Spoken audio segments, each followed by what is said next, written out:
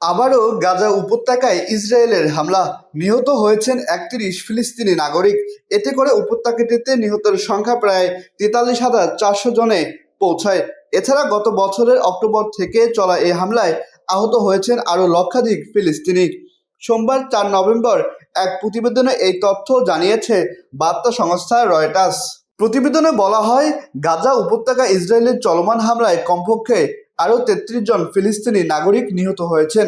এতে করে গত বছরের অক্টোবর থেকে এ পর্যন্ত মোট মৃতের সংখ্যা বেড়ে দাঁড়িয়েছে ৪৩,৩৭৪ জনে। সোমবার অবরুদ্ধ এই ভূখণ্ডের স্বাস্থ্য মন্ত্রণালয় এ তথ্য জানিয়েছে। ফিলিস্তিনি স্বাস্থ্য কর্তৃপক্ষের দাবি, গাজা উপত্যকা জুড়ে ধ্বংস হওয়া বাড়ি ধ্বংসস্তূপের নিচে এখনো ১০,০০০-এর বেশি লোক নিখোঁজ রয়েছেন। মূলত গাজায় অবিলম্বে যুদ্ধবিরতির দাবি জানিয়ে জাতিসংঘের নিরাপত্তা পরিষদের প্রস্তাব সত্ত্বেও ইসরায়েলের অবরুদ্ধ এই ভূখণ্ডে তার নৃশংস আক্রমণ অব্যাহত রেখেছে। আহসান সাকিব হাসান, আকাশ জমিন, ঢাকা।